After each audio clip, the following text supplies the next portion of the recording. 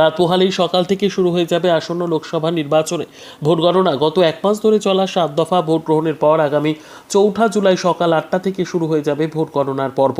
আসানসোল লোকসভা কেন্দ্রের ভোট গণনা হবে আসানসোল ইঞ্জিনিয়ারিং কলেজে। এখানে আসানসোল 40-এর স্ট্রং রুম করা হয়েছে। স্ট্রং রুমের চারিদিকে কড়া নিরাপত্তার জালে মোড়া রয়েছে।